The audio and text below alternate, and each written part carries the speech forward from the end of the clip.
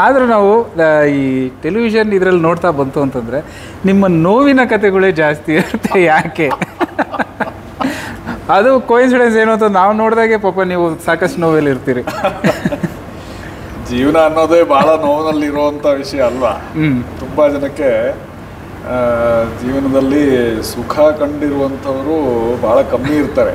ಅಂದರೆ ಅದೊಂದು state of mind actually. ಅದು ನಾನು ಕಷ್ಟಪಡ್ತಾ ಇದ್ದೀನಿ, ನಾನು ಕೊರಗ್ತಾ ಇದ್ದೀನಿ ಅನ್ನುವಂಥದ್ದು ಎಲ್ರಿಗೂ ತಲೆಯಲ್ಲಿ ಇರುತ್ತಂತೆ. ಮನುಷ್ಯನ ಮೂಲ ಪ್ರವೃತ್ತಿನೇ ದುಃಖ ಅಂತ ಕೆಲವು ಬರಹಗಾರರು ಕೂಡ ಬರೆದಿದ್ದಾರೆ. ಅದು ದೈನಂದಿನ ಧಾರಾವಾಹಿಗಳಲ್ಲಿ ಅದೊಂದು ಭಾಗ ಆಗ್ಬಿಟ್ಟಿದೆ ಅಷ್ಟೇ. ಅಲ್ಲ, ಲೀಲಾ ತಂದೆಗೆ ಈ ಥರ ಬರಬೇಕಾ? ಎಲ್ಲ ತಂದೆಯರಿಗೂ ಬರುವಂಥದ್ದೇ. ಬಟ್ ಧಾರಾವಾಹಿಗಳಲ್ಲಿ ಹೆಚ್ಚಾಗಿ ಹೌದು ಕಷ್ಟಗಳನ್ನು ಕೊಡ್ತಾ ಹೋಗ್ತಾರೆ. ಕಷ್ಟಗಳನ್ನು ಹೇಗೆ ಜಯಿಸೋದು ಅನ್ನುವಂಥದ್ದನ್ನೇ ಕಥೆ ಮಾಡಿಕೊಂಡು ಬರೆದಾಗ ಒಂದು ಸ್ವಲ್ಪ ಕಷ್ಟ ಜಾಸ್ತಿ ಆಗೋದು, ಇನ್ನೂ ಒಂದು ಸ್ವಲ್ಪ ಅಯ್ಯೋ ಇಂಥವರಿಗೆ ಹೀಗೆ ಆಗಬಾರ್ದಾಗಿತ್ತಪ್ಪ. ಓಕೆ ಸರ್, ಮತ್ತೊಂದು ವಿಶೇಷತೆ ಏನು ಅಂತಂದರೆ ಈ ಸೀರಿಯಲ್ ಬಗ್ಗೆ ಯಾಕೆ ಕೇಳಿದೆ ಅಂತಂದರೆ, ನಾನು ಇಲ್ಲೂ ಕೂಡ ನಮ್ಮ ಹೀರೋಯಿನ್ನು ಸೀರಿಯಲ್ ಮುಖಾಂತರ ಪರಿಚಯ ಆದಂಥ ಸ್ಪಂದನ ಅವರು. ಸೊ ಇಲ್ಲಿ ನಿಮ್ಮ ಪಾತ್ರದ ಬಗ್ಗೆ ಹಾಗೂ ದಿಲ್ಖುಷ್ ಸಿನಿಮಾ ಬಗ್ಗೆ ಹೇಳೋದಾದರೆ? ದಿಲ್ಖುಷ್ ಸಿನಿಮಾದ ಬಗ್ಗೆ ಹೇಳಬಲ್ಲೆ. ನನ್ನ ಪಾತ್ರದ ಬಗ್ಗೆ ಒಂದು ಚಿಕ್ಕ ಕುತೂಹಲ ಉಳಿಸ್ಕೊಳ್ಳೋಣ ಅಂತ ನನಗೊಂದು ಆಸೆ ಇದೆ. ಸ್ಪಂದನ, ನಾನು ಫಸ್ಟ್ ಟೈಮ್ ಅವ್ರನ್ನ ಭೇಟಿ ಮಾಡಿದಾಗ ಸ್ಪಂದನ ಮತ್ತು ರಂಜಿತ್ ಇಬ್ಬರೂ ಕೂಡ ಒಳ್ಳೆ ಲವಲವಿಕೆಯ ಯುವ ಜೋಡಿಯ ಥರ ಕಾಣಿಸಿದ್ರು. ರಂಜಿತ್ ಮೊದಲನೇ ಸಿನಿಮಾ, ಹಾಗಾಗಿ ಒಂದು ಸ್ವಲ್ಪ ಮಲೆನಾಡಲ್ಲಿ ಮೈ ಚಳಿ ಇತ್ತು. ಆಮೇಲೆ ಹೋಗ್ತಾ ಹೋಗ್ತಾ ಚಳಿ ಬಿಟ್ಟು ಕೆಲಸ ಮಾಡೋದಕ್ಕೆ ಶುರು ಮಾಡಿದ್ರು. ಆಮೇಲೆ ನಮಗೇನಿದ್ರು ಫೈನಲಿ ಜನಗಳು ನೋಡುವಾಗ ಅಲ್ಲಿ ಫೈನಲ್ ಪ್ರಾಡಕ್ಟಲ್ಲಿ ಏನು ಕಾಣುತ್ತೆ ಅನ್ನೋದು ಮುಖ್ಯ. ಹಾಡುಗಳು ರಿಲೀಸ್ ಆದಾಗ, ಟ್ರೈಲರ್ ರಿಲೀಸ್ ಆದಾಗ ಭಾಳ ಖುಷಿ ಆಯಿತು. ಒಳ್ಳೆ ಕೆಲಸ ಕೊಟ್ಟಿದ್ದಾರೆ, ಒಳ್ಳೆ ಕೆಲಸ ತೆಗೆದಿದ್ದಾರೆ ಅವರಿಂದ ಅಂತ. ಹೌದು, ಸಾಂಗ್ ಸಖತ್ ಸೌಂಡ್ ಮಾಡ್ತಾ ಇದೆ ಸರ್ ಆ್ಯಕ್ಚುಲಿ. ಹೌದು ಹೌದು, ಭಾಳ ಮೆಲೋಡಿಯಸ್. ಎರಡೂ ಹಾಡುಗಳು, ಎಸ್ಪೆಷಲಿ ಎರಡು ಹಾಡುಗಳು ಭಾಳ ಮೆಲೋಡಿಯಸ್ ಆಗಿ ಬಂದಿದ್ದಾವೆ. ಅದಕ್ಕೆ ಬಹುಶಃ ಕಾರಣ ಪ್ರಮೋದ್ ಅವರ ಕಮಿಟ್ಮೆಂಟ್, ಬದ್ಧತೆ. ಒಂದು ಈ ಥರ ಬರಬೇಕು ಅಂದರೆ ಹೀಗೆ ಮಾಡಬೇಕು ಅಂತ ಅವ್ರು ಟೈಮ್ ತೊಗೊಂಡು. ಇದರಲ್ಲಿ ಒಂದು ಘಟನೆ ನಾನು ಹೇಳಬೇಕು. ಒಂದು ದಿವಸ ನಾವು ಶೂಟಿಂಗ್ ಮಾಡ್ತಾ ಇದ್ವಿ. ಅವತ್ತು ಯೂನಿಟ್ಟಿಂದು ಲಾಸ್ಟ್ ದಿವಸ ಆಗಿತ್ತು. ಇನ್ನಿಲ್ಲದೆ ಪ್ರಯತ್ನ ಪಟ್ಟರು ನನ್ನನ್ನು ಆ ದಿವಸ ರಾತ್ರಿ ಲೇಟ್ವರೆಗೆ ಶೂಟಿಂಗ್ ಮಾಡೋದಕ್ಕೆ. ಅದು ನನಗೆ ಆ ಒಂದು ದಿವಸ ಮಾತ್ರ ಕೋಆಪ್ರೇಟ್ ಮಾಡೋದಕ್ಕೆ ಸಾಧ್ಯನೇ ಆಗಿಲ್ಲ. ಯಾಕಂದರೆ ಎಲ್ಲೋ ದೂರದಲ್ಲೇ ಶೂಟ್ ಮಾಡ್ತಾಯಿದ್ವಿ.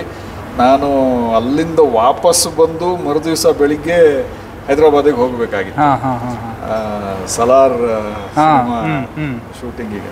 ಹಾಗಾಗಿ ಅಲ್ಲಿ ರಾತ್ರಿ ಆ ದಿವಸ ಅಂದರೆ ಅದು 7 ಗಂಟೆಗೆ ಒಂದು ಹೊಸ ಸೀನ್ ಶುರು ಮಾಡಿದ್ರೆ ಅದೊಂದು 11-11:30ವರೆಗೂ ಮುಗಿಯಲ್ಲ, ಗೊತ್ತಿರೋ ವಿಚಾರ. ಹಾಗೆ 11:30ಗೆ ನಾನು ಅಲ್ಲಿಂದ ಹೊರಟ್ರೆ ಮನೆಗೆ ಬರುವಾಗಲೇ 3 ಗಂಟೆ ಆಗಿಬಿಡುತ್ತೆ. ಅಷ್ಟು ದೂರದಲ್ಲಿ ಶೂಟ್ ಮಾಡ್ತಾ ಇದ್ವಿ. 3-4 ಗಂಟೆ ಆಗಿಬಿಡುತ್ತೆ ಅಂತ ನಾನು ಆ ದಿವಸ ಒಂದು ಪ್ರಮೋದ್ ಅವರಿಗೆ ತೊಂದರೆ ಕೊಟ್ಟು ಬಂದೆ. ಬಟ್ ಹಾಡುಗಳನ್ನು, ಆ ದೃಶ್ಯಗಳನ್ನು ನೋಡುವಾಗ ತುಂಬ ಖುಷಿ ಕೊಡ್ತು. ಇದು ಅಷ್ಟೆಲ್ಲ ಆದ್ರೂ ತುಂಬ ಚೆನ್ನಾಗಿ ಕೆಲಸ ಮಾಡಿದ್ದಾರೆ ಅಂತ. ಸರ್, ಒಂದು ಪ್ರಶ್ನೆ ಏನು ಅಂತಂದರೆ, ನಮ್ಮ ಕನ್ನಡ ಇಂಡಸ್ಟ್ರಿಗಳಿಗೆ ಕಟ್ಔಟ್ಗಳು ಜಾಸ್ತಿ ಬರ್ತಾ ಇದೆ. 6 ಅಡಿ ಕಟ್ಔಟು ಆ ಥರ. ಸೊ ನಮ್ಮ ಹೀರೋ ರಂಜಿತ್ ಆ ಸಾಲಿಗೆ ಸೇರಬೇಕು ಅನ್ನೋದು ನಮ್ಮ ಆಸೆ. ಹೌದು. ಅವ್ರ ಅಭಿನಯದ ಬಗ್ಗೆ, ಅವರ ಒಂದು ನಟನೆ ಬಗ್ಗೆ ಹೇಳೋದಾದರೆ ತಾವು? ಅವರಿಗೆ ಟೈಮಿಂಗ್ ತುಂಬ ಚೆನ್ನಾಗಿ ಬರುತ್ತೆ. ಅದನ್ನು ಅವರು ಅಂದರೆ ಅವರಿಗೆ ಇನ್ನೂ ಸಿಕ್ಕುವ ಪಾತ್ರಗಳಲ್ಲಿ ಅದರಲ್ಲೆಲ್ಲ ಇನ್ನೂ ಬಳಸ್ಕೊಳ್ಬೇಕು. ಎಸ್ಪೆಷಲಿ ಕಾಮಿಕ್ ಟೈಮಿಂಗು ಮತ್ತು ಯಾವುದೋ ಒಂದು ಪರ್ಟಿಕ್ಯುಲರ್ ಆ್ಯಕ್ಷನ್ನಲ್ಲಿ ಈ ಇಫೆಕ್ಟ್ ಕೊಡುವಂಥ ಟೈಮಿಂಗಲ್ಲಿ ಹಿಂಗೆ ತಿರುಗಬೇಕು ಅಂತ ಅದನ್ನೆಲ್ಲ ತುಂಬ ಚೆನ್ನಾಗಿ ಮಾಡ್ತಾರೆ ಅವರು. ಓಕೆ. ಆ ಟೈಮ್ನಲ್ಲಿ ಡೈಲಾಗ್, ಆ ಎಕ್ಸ್ಪ್ರೆಷನ್ ಜೊತೆ ಬರುವಂಥದ್ದು, ಅದೆಲ್ಲ ತುಂಬ ಒಳ್ಳೆ ಗುಣಗಳು ಅದೆಲ್ಲ ಇದೆ ಆ ಹುಡುಗನಲ್ಲಿ. ಇನ್ನು ಮುಂದಿನ ಸಿನಿಮಾಗಳಲ್ಲೂ ಕೂಡ ಅವರಿಗೆ ಹಾಗೆ ಸಿಕ್ಕಲಿ ಅಂತ ನನ್ನ ಒಂದು ಆಸೆ. ಯಾಕೆ ಅಂತಂದರೆ ನಿಮ್ಮಂಥ ಪ್ರತಿಭಾನ್ವಿತ ನಟರು ಇನ್ನೊಬ್ಬರ ಬಗ್ಗೆ ಹೇಳಬೇಕು ಅಂತಂದರೆ ಏನೋ ಒಂದು ಕಂಡುಹಿಡ್ದಿರ್ತೀರಿ. ಅದು ಅದೇ ಕಂಡು ಹಿಡಿಯೋದು ಅಂತಂದರೆ ಅದಕ್ಕೆ ನಮಗದು ಒಂದು ರೀತಿಯಲ್ಲಿ ಕಣ್ಣಿಗೆ ಬಿದ್ದು ಬಿಡುತ್ತೆ. ಅದು ನಾನು ಯಾವಾಗಲೂ ಅದೊಂದು ಹೇಳ್ತಾ ಇರ್ತೀನಿ, ನಟನೆ ಬಗ್ಗೆ ಆಗಲಿ ಅಥವಾ ಯಾವುದೇ ಕೆಲಸ, ನೀವು ಯಾವುದೇ ಕೆಲಸ ಮಾಡ್ತಾ ಇದ್ದೀರಿ ಅಂದರೆ ಆ ಕೆಲಸದ ಬಗ್ಗೆ ನಿಮ್ಮ ಹೊಟ್ಟೆಯಲ್ಲಿ ಒಂದು ಬೆಂಕಿ ಇರಬೇಕು. ನಾನು ಚೆನ್ನಾಗಿ ಮಾಡಬೇಕು, ಈ ಕೆಲಸದಿಂದ ನಾನು ಮುಂದೆ ಬರಬೇಕು ಅನ್ನುವಂಥ ಬೆಂಕಿ ಇರಬೇಕು. ಆ ಬೆಂಕಿ ಇದ್ದವರಲ್ಲ ಅದು ಕಾಣಿಸುತ್ತೆ ಸರ್, ಕಣ್ಣಿಗೆ ಕಾಣುತ್ತೆ ಅಂದರೆ ಮತ್ತಿನ್ನು ಕ್ಯಾಮ್ರಾದ ಕಣ್ಣಿಗೆ ಕಾಣದೇ ಇರುತ್ತೆ. ಸೊ ರಂಜಿತ್ ಮಾಸ ಕ್ಲಾಸ್ ಆಗ್ತಾರ ಅಂತ ಫ್ಯೂಚರ್ ನಿಮ್ಮ ಬಾಯಿಂದ ಕೇಳ್ಬಿಡೋಣ ಒಮ್ಮೆ. ನಾನು ಆ ಥರ ಡಿವೈಡ್ ಮಾಡೋಕ್ಕೆ ಹೋಗಲ್ಲ, ಯಾಕಂದ್ರೆ ಇಲ್ಲಿ ಮುದ್ದಾಗಿ ಕಾಣಿಸ್ತಾ ಇದ್ದಾರೆ. ಸೊ ಇದು ಜೋನರ್ ಬಂದು ಲವ್ ಸ್ಟೋರಿ. ಹೌದು, ರಾಮ್ ಕಾಮ್, ರೊಮ್ಯಾಂಟಿಕ್ ಕಾಮಿಡಿ ಅಂತ ರಾಮ್ ಕಾಮ್ ಅಂತ ಹೇಳ್ತೀವಲ್ಲ, ಅದು ಅದರ ಜಾನರ್. ಅದಕ್ಕೆ ಕರೆಕ್ಟಾಗಿ ಸೂಟ್ ಆಗಿದ್ದಾರೆ ಅಂತ ನನಗನ್ಸುತ್ತೆ. ಇಬ್ಬರು ಹುಡುಗ ಹುಡುಗಿ ಇಬ್ಬರು ಕೂಡ ಅದಕ್ಕೆ ಕರೆಕ್ಟಾಗಿ ಸೂಟ್ ಆಗಿದ್ದಾರೆ. ಇನ್ನು ಮುಂದೆ ಅವರು ಯಾವ ಪಾತ್ರಗಳನ್ನು ಮಾಡಬೇಕು ಅಂತ ಅನ್ಕೋತಾರೋ ಆ ಥರದ ಪಾತ್ರಗಳಿಗೆ ಅವರು ಸಿದ್ಧರಾಗಿರ್ಬೇಕಷ್ಟೆ. ಮಾಸ್ ಅಂದರೆ ಯಾವ ಥರ ಅಂತ ಗೊತ್ತು ನಮಗೆ, ಕ್ಲಾಸ್ ಅಂದರೆ ಹೇಗೆ ಅಂತ ಗೊತ್ತು. ಎರಡು ಒಟ್ಟಿಗೆ ಯಾಕೆ ಆಗಬಾರ್ದು? ಮಾಸು ಕ್ಲಾಸು ಎಲ್ಲ ಬಿಟ್ಬಿಟ್ಟು ಒಂದು ಒಳ್ಳೆ ಸಿನಿಮಾ ಅಂತ. ನಾನು ಇವಾಗ ಈಗ ಥಿಯೇಟ್ರಲ್ಲಿ ಇರೋವಂಥ ಸಿನಿಮಾ ಆದ ಕಾರಣ ಅದ್ರ ಬಗ್ಗೆ ಹೇಳ್ತಾ ಇದ್ದೀನಿ. ಕೆರೆಬೇಟೆ ಅನ್ನೋ ಸಿನಿಮಾ ನೋಡಿದೆ, ಎಷ್ಟು ಚೆನ್ನಾಗಿದೆ ಅದು. ಮಾಸು ಕ್ಲಾಸು ಅದೆಲ್ಲ ಏನೂ ಅಲ್ಲ, ಒಂದು ಒಳ್ಳೆ ಕಥೆಯನ್ನು ನೀವು ಕೂತ್ಕೊಂಡು ನೋಡುವ ಹಾಗೆ ಹೇಳ್ತಾರೆ ಕಥೆನ. ಅಷ್ಟೇ ಬೇಕಾಗಿರೋದು. ಅದರಲ್ಲಿ ಮತ್ತೆ ಅದಕ್ಕೆ ಮಾಸ್ ಹೀರೋ ಕ್ಲಾಸ್ ಹೀರೋ ಆ ಥರದ್ದೆಲ್ಲ ಏನು ಪ್ರಯೋಜನ ಇಲ್ಲ. ಒಟ್ಟಾರೆ ಒಳ್ಳೆ ಕಥೆ, ಒಳ್ಳೆ ನಿರ್ದೇಶನ. ಸರ್, ನಿಮ್ಮ ಅನುಭವ ಅಂತ ಹೇಳೋದಕ್ಕಿಂತ ಇಲ್ಲಿ ಸಾಕಷ್ಟು ಜನ ನಿಮ್ಮಂಥವ್ರೆ ಕಲಾವಿದರು, ಕಲಾ ಸೇವೆ ಮಾಡ್ಕೊಂಡು ಬಂದಿರೋರು ಸಾಕಷ್ಟು ಜನ ದಿಲ್ಖುಷ್ನಲ್ಲಿದ್ದಾರೆ. ಎಷ್ಟು ಸಪೋರ್ಟ್ ಅನಿಸುತ್ತೆ ಇವರಿಬ್ಬರಿಗೂ, ಹೊಸಬರಿಗೆ? ಬಹಳ ಬಹಳ ಒಳ್ಳೆ ಕೆಲಸ ಅದು. ನಾನು ಟೀಮ್ನಲ್ಲಿ ಕೆಲಸ ಮಾಡ್ತಾ ಇರೋದು ರಂಗಾಯಣ ರಘು ಅವರ ಜೊತೆ, ಅರುಣಾ ಬಾಲರಾಜ್ ಅವರ ಜೊತೆ. ಇವರೆಲ್ಲ ಸಿನಿಮಾ ರಂಗದಲ್ಲಿ ಅವರ ಛಾಪನ್ನು ಎಷ್ಟೋ ವರ್ಷಗಳಿಂದ ಮೂಡಿಸಿದವರು.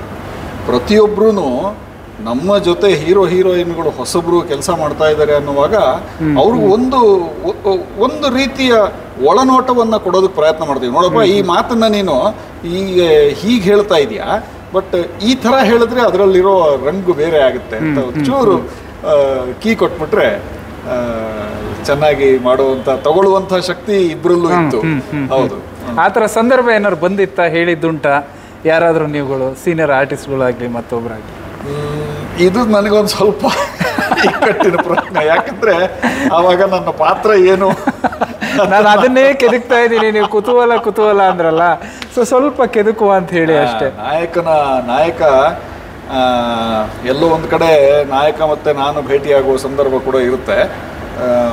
ರಂಜಿತ್ ಆವಾಗ ಕೆಲಸ ಮಾಡ್ತಾ ಇದ್ದ ರೀತಿಗೆ ಎಕ್ಸಾಕ್ಟ್ ಸಿಚುವೇಶನ್ ನಾನು ಕೊಡೋಕ್ಕಾಗಲ್ಲ, ಯಾಕಂದರೆ ಆವಾಗ ರಹಸ್ಯ ಬಯಲಾಗುತ್ತೆ ನಾನು ಯಾವ ಪಾತ್ರ ಅಂತ. ಬಟ್ ಆವಾಗ ನಾನು ಅವರಿಗೆ ಖಂಡಿತ ಸಜೆಷನ್ ಕೊಟ್ಟಿದ್ದಿದೆ, ಅವರಿಗೂ ಕೊಟ್ಟಿದ್ದಿದೆ. ಮತ್ತು ನನ್ನ ಒಟ್ಟಿಗೆ ಧರ್ಮಣ್ಣ ಕಡೂರು ಅವರ ಪಾತ್ರ ಬರುತ್ತೆ, ಅವ್ರಿಗೂ ಅಷ್ಟೇ. ಅವ್ರೇನೋ ಒಂದು ಮಾತು ಹೀಗೆ ಹೇಳ್ತಾ ಇದ್ರು, ಅದಕ್ಕೆ ಅವರ ಶರ್ಟಿನ ಮೇಲೆ ಆನೆ ಪ್ರಿಂಟ್ ಇತ್ತು. ಅವರು ಭಾರಿ ಏನೋ ಎಕ್ಸಾಜರೇಟ್ ಮಾಡಿ ಎಲ್ಲ ಮಾತಾಡ್ತಾರೆ ಅಂತ ಲೆಕ್ಕ ಅವರ ಪಾತ್ರ. ಅದಕ್ಕೆ ನಾನು ಬರೀ ಹಾಗೆ ಡೈರೆಕ್ಟ್ ಆಗಿ ಮಾತಾಡಬೇಡಿ, ಮೈಸೂರು ಮಹಾರಾಜರು ನನಗೆ ಆನೆ ಕೊಡಿಸಿದ್ದಾರೆ ನೋಡಿ ಹಾಗೆ ಹೇಳಕ್ ಹೇಳಿದ. ಅದನ್ನ ಡೈರೆಕ್ಟರ್ ಬಹಳ ಇಷ್ಟಪಟ್ಟು ಸಿನಿಮಾದಲ್ಲಿ ಅದನ್ನು ಸೇರಿಸಿದ್ದಾರೆ. ಹಾಗಾಗಿ ಆ ಥರದ ಕೆಲವು ಸಜೆಷನ್ಗಳು ಬಣ್ಣ ಸೇರಿಸುತ್ತೆ ಸಿನಿಮಾಗೆ. ಸರ್, ಓವರಲ್ ಆಗಿ ದಿಲ್ಖುಷಲ್ಲಿ ಏನು ನೋಡ್ಬೋದು, ಜನಗಳಿಗೆ ಏನು ಸಿಗುತ್ತೆ ಅನ್ನೋದು ಕೇಳೋದಾದರೆ? ಯಾವತ್ತಿದ್ರೂ ಸಿನಿಮಾದಲ್ಲಿ ಕೊನೆಗೆ ಬರುವಾಗ ನೋಡುಗರಿಗೆ ಒಂದು ಫೀಲ್ ಗುಡ್ ಅಂತೀವಿ, ಆ ಫೀಲ್ ಗುಡ್ ಫ್ಯಾಕ್ಟರ್ ಇರಬೇಕು. ಹಾಂ, ಎಷ್ಟೋ ಸಮಸ್ಯೆಗಳಿದ್ದಾವೆ, ನಾವೆಲ್ಲ ಸಮಸ್ಯೆಗಳಲ್ಲಿ ಬದುಕ್ತಾ ಇದ್ದೀವಿ, ಆದರೆ ಎಲ್ಲದಕ್ಕೂ ಒಂದು ರೀತಿಯಲ್ಲಿ ಒಂದು ದಾರಿ ಇದೆ, ಒಂದು ದಾರಿ ಕಂಡುಕೋಬೋದು. ಯಾವುದೇ ಸಮಸ್ಯೆ ಇದ್ರೂ ಅದಕ್ಕೊಂದು ಪರಿಹಾರ ಕಂಡುಕೊಳ್ಳುವ ಸಾಧ್ಯತೆ ಇದೆ ಅನ್ನುವಂಥ ಫೀಲಿಂಗ್ನಲ್ಲಿ ಜನ ಹೊರಗೆ ಬರಬೇಕು. ಆ ಥರ ಫೀಲಿಂಗ್ ಕೊಡುವಂಥ ಸಿನಿಮಾ. ಹುಡುಗ ಹುಡುಗಿಯ ಮಧ್ಯೆ ಸಹಜವಾಗಿ ಇರುವಂತಹ ಪ್ರೀತಿ ಪ್ರೇಮ ಇತ್ಯಾದಿಗಳು, ಅದರ ಸುತ್ತಮುತ್ತ ಕೌಟುಂಬಿಕ ಜೀವನದಲ್ಲಿ ಇರುವಂತಹ ಸಿಕ್ಕುಗಳು, ಆ ಸಿಕ್ಕುಗಳನ್ನು ಬಿಡಿಸಿಕೊಂಡು ಅವರು ಒಂದಾಗಬೇಕು ಅಂತ ಹೇಳುವ ಹಂಬಲ, ಅದರ ಮಧ್ಯದಲ್ಲಿ ಒಂದಷ್ಟು ತಮಾಷೆ. ಸಿನಿಮಾದ ಜನರನ್ನ ನಗಿಸೋದು ಭಾರಿ ಕಷ್ಟದ ಕೆಲಸ. ಅದರಲ್ಲಿ ಯಶಸ್ವಿ ಆಗ್ಬಿಟ್ರಿ ಅಂತಂದ್ರೆ ಸಿನಿಮಾ ಅರ್ಥ ಗೆದ್ದ ಹಾಗೆ. ಅದರಲ್ಲಿ ಬರವಣಿಗೆ ತುಂಬಾ ಚೆನ್ನಾಗಿದೆ. ಸಿಂಪಲ್ ಸುನಿ ಅವರ ಕೈ ಕೆಳಗೆ ಕೆಲಸ ಮಾಡಿದ ಅನುಭವ ಪ್ರಮೋದ್ ಅವರಿಗೆ ಬಹಳ ಚೆನ್ನಾಗಿ ಬಂದಿದೆ ಅಂತ ನನಗೆ ಅನ್ನಿಸ್ತು. ಸುಮಾರು ಕಡೆ ಡೈಲಾಗ್ಗಳನ್ನು ಬರೆದಿರೋ ರೀತಿಯಲ್ಲಿ, ಆಮೇಲೆ ಅದನ್ನು ಇಂಪ್ರೂವೈಸ್ ಮಾಡಿದಂಥ ರೀತಿಯಲ್ಲಿ ಅಲ್ಲೆಲ್ಲ ಕಾಣಿಸ್ತಾ ಇತ್ತು. ಇನ್ನೇನಿದ್ರೂ ಪ್ರೇಕ್ಷಕ ಪ್ರಭುಗಳ ಕೈಗೆ ನಮ್ಮನ್ನು ನಾವು ಅರ್ಪಿಸಿಕೊಂಡು ಹಾಲಲ್ಲಾದರೂ ಹಾಕು, ನೀರಲ್ಲಾದರೂ ಹಾಕು ಅಂತ. ಸರ್, ಯಾಕೆ ಪ್ರಶ್ನೆ ಕೇಳ್ತಾ ಇದ್ದೀನಿ ಅಂತಂದರೆ, ನೀವು ಸಾಕಷ್ಟು ವರ್ಷಗಳಿಂದ ಈ ವೃತ್ತಿ ಜೀವನದಲ್ಲಿದ್ದೀರಿ. ಕನ್ನಡ ಇಂಡಸ್ಟ್ರಿನಲ್ಲಿ ಈಗ ವಾರಕ್ಕೆ ಅಂದ್ರೆ ಕಮ್ಮಿ ಅಂದರು 10ರಿಂದ 12 ಸಿನಿಮಾಗಳು ರಿಲೀಸ್ ಆಗ್ತಾ ಇದ್ದಾವೆ. ಸೊ ಇಂಡಸ್ಟ್ರಿನಲ್ಲಿ ನೀವು ಅವಾಗಿಂದನೂ ಇರೋದರಿಂದ ಈ ಬೆಳವಣಿಗೆ ಒಂದು ಕಡೆ ಉತ್ತಮವಾದ ಬೆಳವಣಿಗೆ. ಆದರೆ ಸಿನಿಮಾಗಳು ಬರ್ತಾ ಇರೋವಂಥ ಭರಾಟೆನಲ್ಲಿ ಕೆಲವೊಂದು ಸಿನಿಮಾಗಳು ಮರೆಮಾಚಾಗ್ತದೆ. ಒಳ್ಳೊಳ್ಳೆ ಸಿನಿಮಾಗಳು, ಈಗ ನೀವು ಹೇಳಿದ್ರಿ ಕೆರೆಬೇಟೆ ಅಂತಲೇ ಹೇಳಿದ್ರಿ, ಅದು ಸಾಕಷ್ಟು ಜನಕ್ಕೆ ಇನ್ನೂ ರೀಚ್ ಇವಾಗ ಆಗ್ತಾ ಇದೆ ಮೌತ್ ಪಬ್ಲಿಸಿಟಿಯಿಂದ. ಸೊ ದಿಲ್ ಖುಷ್ಗೆ ಆ ಥರದ್ದು ಏನಾದ್ರು ಆಗಬಹುದಾ? ಖಂಡಿತ ಆಗಲೇಬೇಕು. ಅದರಲ್ಲಿ ಆ ಥರದ ಗುಣ ಇದೆ, ಸಿನಿಮಾದಲ್ಲಿ ಆ ಥರದ ಗುಣ ಇದೆ. ಅದು ಖಂಡಿತ ಹೇಳಬಲ್ಲೆ ನಾನು. ಆ ಫೀಲ್ ಗುಡ್ ಫ್ಯಾಕ್ಟರೇ ಸಾಕು. ಇನ್ನೂ ಕೆಲವೊಂದಷ್ಟು ಫೀಲ್ ಗುಡ್ ಫ್ಯಾಕ್ಟರ್ ಇರುವಂಥ ಸಿನಿಮಾಗಳನ್ನು ನೋಡಿದಾಗ ನನಗೆ ದಿಲ್ ಖುಷ್ ಸಿನಿಮಾಕ್ಕೂ ಅದೇ ಥರ ಸಿಗುತ್ತೆ ರೆಸ್ಪಾನ್ಸ್ ಅಂತ ಹೇಳುವಂಥ ಭರವಸೆ ಇದೆ. ಏನು ಸಮಸ್ಯೆ ಇಲ್ಲ. ಮತ್ತು ಒಂದು ರೀತಿಯಲ್ಲಿ ಇವಾಗ ಈ ಸಿನಿಮಾ ಅಥವಾ ದೃಶ್ಯ ಮಾಧ್ಯಮ ಅನ್ನುವಂಥ ಮೀಡಿಯಮ್ಮೇ ಒಂದು ರೀತಿಯಲ್ಲಿ ಅತಿಯಾಗ್ಬಿಟ್ಟಿದೆ ಅಲ್ವಾ? ಎಲ್ಲ ಕಡೆಯಲ್ಲೂ ಎಲ್ಲ ವಿಷಯವನ್ನು ನಾವು ಬಹಿರಂಗವಾಗಿ, ಹೌದು, ದೃಶ್ಯ ಮಾಧ್ಯಮದಲ್ಲೇ ಹೇಳುವಂಥದ್ದು ಬಹಳ ಜನಪ್ರಿಯ ಆಗಿದೆ. ಹಾಗಿರುವಾಗ ಮೀಡಿಯಾ ಜಾಸ್ತಿ ಆಗ್ತಾ ಇದೆ, ಸಿನಿಮಾಗಳು ಜಾಸ್ತಿ ಬರ್ತವೆ. ಪ್ರೇಕ್ಷಕ ಒಂದು ರೀತಿಯಲ್ಲಿ ನಿರ್ಧಾರ ಮಾಡ್ಕೊಂಡ್ಬಿಟ್ಟಿರ್ತಾರೆ ಯಾವ ಸಿನಿಮಾವನ್ನ ಥಿಯೇಟ್ರಿಗೆ ಹೋಗಿ ನೋಡಬೇಕು, ಯಾವ ಸಿನಿಮಾವನ್ನ OTTಯಲ್ಲಿ ನೋಡಿದ್ರೆ ಸಾಕು, ಯಾವ ಸಿನಿಮಾ ಟಿವಿಲಿ ಬಂದಾಗ ನೋಡಿದ್ರೆ ಸಾಕು ಇತ್ಯಾದಿಗಳನ್ನ ಡಿಸೈಡ್ ಮಾಡ್ಕೊಂಡ್ಬಿಟ್ಟಿರ್ತಾರೆ. ಅದನ್ನು ಬ್ರೇಕ್ ಮಾಡೋದು ಕಷ್ಟ ಇದೆ. ಅದಕ್ಕೆ ಯಾರಿಗೆ ಹೇಳೋದು? ನಾವು ಪ್ರೊಡ್ಯೂಸರ್ಸಿಗೆ ಪ್ರತಿ ವಾರಕ್ಕೆ 12 ಸಿನಿಮಾ ರಿಲೀಸ್ ಮಾಡಬೇಡಿ ಅಂತ ಹೇಳೋಕ್ಕಾಗತ್ತಾ? ಆಗಲ್ಲ. ಪ್ರತಿ ವಾರಕ್ಕೆ ಇಂತಿಷ್ಟೇ ಕನ್ನಡ ಸಿನಿಮಾ ರಿಲೀಸ್ ಮಾಡಿ ಅಂತ ಕ್ಯೂ ಪದ್ಧತಿ ಮಾಡೋಕ್ಕಾಗುತ್ತಾ? ಅಲ್ಲ, ವಾಣಿಜ್ಯ ಮಂಡಳಿಯವರು ಇದ್ರ ಬಗ್ಗೆ ಚರ್ಚೆ ಮಾಡಿ, ಯಾಕಂದರೆ ಪ್ರೊಡ್ಯೂಸರ್ಸ್ಗಳು ಹಣ ಹಾಕಿರ್ತಾರಲ್ವ ಸರ್, ಇದ್ರ ಬಗ್ಗೆ ಚರ್ಚೆ ಮಾಡಿ ಒಂದು 4 ಸಿನಿಮಾ ಮುಂಚೆ ಹೇಗಿತ್ತು, 4 ಸಿನಿಮಾ ಅಥವಾ 3 ಸಿನಿಮಾ ಆ ಥರ ಬಂದಾಗ ಸಿನಿಮಾಗಳಿಗೂ ಪ್ರೇಕ್ಷಕರು ನೋಡೋದಕ್ಕೂ ಅವಕಾಶ ಸಿಗುತ್ತಲ್ವ ಅಂತ ಅಷ್ಟೇ. ಹೌದು, ಅದಕ್ಕೆ ತುಂಬ ಜನ ಸಿನಿಮಾ ಮಾಡ್ತಾ ಇರೋದೇ ಇದಕ್ಕೆ ಕಾರಣ ಅಲ್ವಾ? ತುಂಬ ಜನ ಸಿನಿಮಾಗಳನ್ನು ಮಾಡ್ತಾ ಇದ್ದಾರೆ. ಅದಕ್ಕೊಂದು ದಾರಿ ಏನು? 4 ಸಿನಿಮಾ ಪ್ರತಿ ವಾರ ರಿಲೀಸ್ ಆದರೆ ಅದು ಐಡಿಯಲ್ ನಂಬರ್, ಕರೆಕ್ಟ್. ಬಟ್ ಇನ್ನೂ ಜಾಸ್ತಿ ಪ್ರೊಡ್ಯೂಸ್ ಆಗ್ತಾ ಇರುವಾಗ ಏನು ಮಾಡ್ತೀವಿ? ಅದಕ್ಕೆ ಸೊಲ್ಯೂಷನ್ನು ಕಷ್ಟ ಇದೆ ಹುಡುಕೋದು. ನಾವು ನೀವು ಒಂದು ಕಡೆ ಕೂತು ಮಾತಾಡುವಾಗ ಇದು ಸೊಲ್ಯೂಷನ್ ಅಂತ ಏನೋ ತಲೆಗೆ ಬಂದ ಸೊಲ್ಯೂಷನನ್ನು ಹೇಳ್ಬಿಡ್ಬೋದು, ಆದರೆ ಅಷ್ಟು ಸರಳವಾಗಿಲ್ಲ ಅದು. ಉದಾಹರಣೆಗೆ ಇತ್ತೀಚೆಗೆ ಒಬ್ಬರು ಸಿನಿಮಾ ನಿರ್ದೇಶಕರು ನಿರ್ಮಾಪಕರು ಇಬ್ಬರೂ ಕೂತ್ಕೊಂಡು 4ನೇ ವಾರ ಓಡ್ತಾ ಇದೆ ಸಿನಿಮಾ, ಆದರೂ ಕೂಡ ಅಲ್ಲಿ ಶೋ ಕ್ಯಾನ್ಸಲ್ ಮಾಡಿದ್ರು, ನಮ್ಮ ಸಿನಿಮಾ ಕನ್ನಡ ಸಿನಿಮಾವನ್ನು ವ್ಯವಸ್ಥಿತವಾಗಿ ಕೊಲ್ತಾ ಇದ್ದಾರೆ, ಹಾಗೆ ಹೀಗೆ ಅಂತ ಹೇಳಿದ್ರು. ನಾನು ಒಬ್ಬ ನಿರ್ಮಾಪಕರ ಸಮಸ್ಯೆಯನ್ನು, ನೋವನ್ನು, ನಿರ್ದೇಶಕರ ನೋವನ್ನು ನಾನು ಖಂಡಿತ ಅರ್ಥ ಮಾಡ್ಕೋತೀನಿ.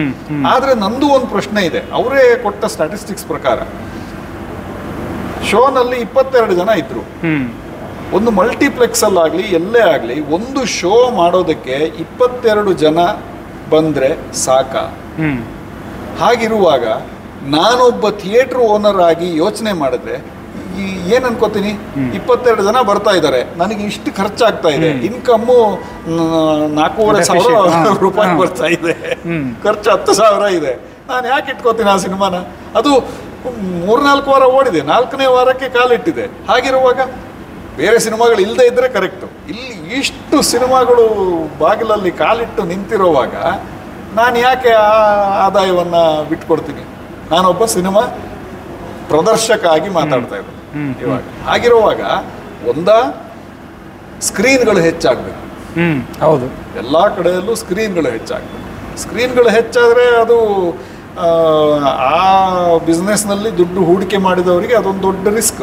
ಯಾಕಂದರೆ ದೊಡ್ಡ ನಗರಗಳಲ್ಲೇ ಜನ ಸಿನಿಮಾ ನೋಡೋಕೆ ಬರ್ತಾ ಇಲ್ಲ ಅಂದರೆ ಇನ್ನು ಎಲ್ಲ ಕಡೆ ಇನ್ನೊಂದು ಯೋಚನೆಗಳಷ್ಟೇ. ಇದು ಯಾವುದು ನಾನು ಸೊಲ್ಯೂಷನ್ ಅಂತ ಹೇಳಲ್ಲ, ಯೋಚನೆ ಇರೋದಷ್ಟೇ. ಮುಂಚೆ ಇದ್ದ ಹಾಗೆ ಟೆಂಟ್ ಸಿನಿಮಾ, ನಮ್ಮ KR ನಗರದಲ್ಲಿ ನಾವಿದ್ದಾಗ ನಮ್ಮ ಮನೆ ಎದುರುಗಡೆ ಟೆಂಟ್ ಸಿನಿಮಾ ಸ್ಕ್ರೀನ್ ಹಾಕ್ಬಿಟ್ಟು 2 ಶೋ, ಬಟ್ ಜನ ಬಂದು ನೋಡೋರು. ಭಕ್ತ ಕನಕದಾಸ ಎಲ್ಲ ನಾವು ಆ ಟೆಂಟು ಅಲ್ಲೇ ಪ್ರೊಜೆಕ್ಟ್ರು ಎಲ್ಲ ಹಾಕಿ ನೋಡಿದ್ದು.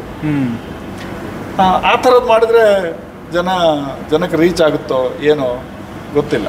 ಬಟ್ ಅತಿ ಆಗಿರೋದಂತೂ ಹೌದು. ಅತಿ ಆದರೆ ಮತ್ತೆ ಅದಕ್ಕೊಂದು ಏನೋ. ಸರ್, ಈಗ ಸಿನಿಮಾ ದಿಲ್ ಖುಷ್ ಬಗ್ಗೆ ನಮ್ಮ ಆಡಿಯನ್ಸ್ಗೆ ಹೇಳೋದಾದರೆ? ದಿಲ್ ಖುಷ್ ಒಂದು ಒಳ್ಳೆಯ ರೊಮ್ಯಾಂಟಿಕ್ ಕಾಮಿಡಿ.